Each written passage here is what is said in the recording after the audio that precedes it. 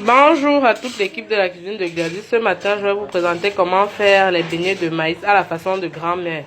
Pour cela, on aura besoin de bananes, de farine de maïs, de l'huile rouge et du sel.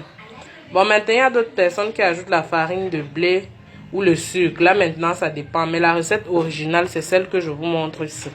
Rapidement, nous pelons nos bananes. Vous devez veiller à ce que vos bananes soient bien mûres. Le genre de banane qui a déjà les points noirs là.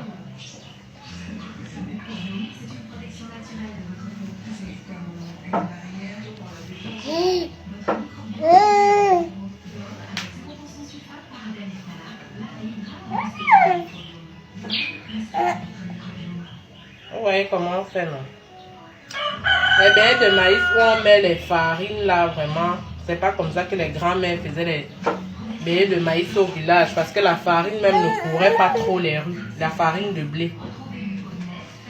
Après avoir fait ça, à l'aide d'une fourchette ou de votre spatule comme je fais là, vous émiettez votre banane. Vous pouvez piler aussi dans un mortier.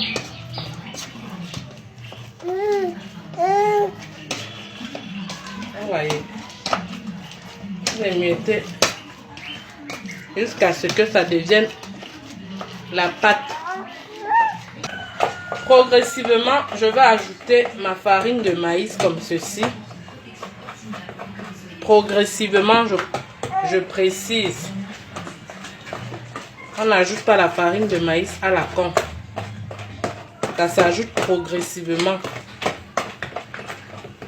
Comme vous pouvez le constater, on ajoute ça progressivement et on pétrit notre pâte.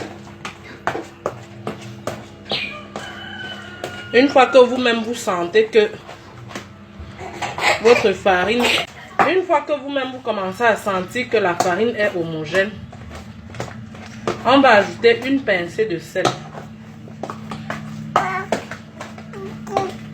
Comme ceci. Toujours mettre un peu de sel parce que ça rehausse le goût du beignet. Là, je viens de verser toute notre farine. Et je pétris une fois de plus le mélange. Je vais ajouter une petite quantité d'huile rouge. Nous versons notre huile rouge au feu dans notre poêle. L'huile rouge-ci ne doit pas blanchir parce que c'est tout ça qui donne la saveur du beignet de maïs.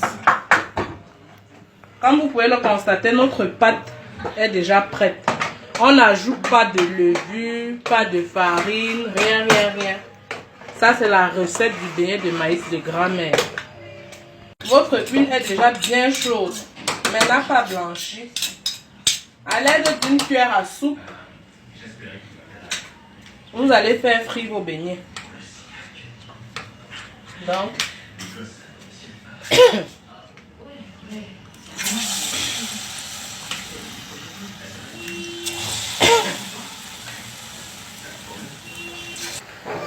coucou les chefs de la cuisine de Gladys, bien sûr. Là, nous avons des beignets de maïs à la façon de grand-mère. Donc, vous devez laisser cuire de chaque côté pendant environ 7 minutes. Quitte à ce que la farine de maïs cuise vraiment. Donc, c'est un peu ça. Très bon appétit. Et à nous revoir sur la cuisine de Gladys. Coucou! Là, nous avons des beignets de maïs faits à la façon de grand-mère. Donc, je vais vous montrer l'intérieur. Donc, voilà. Un beignet de maïs bien croustillant, bien cuit et très bon dans la bouche.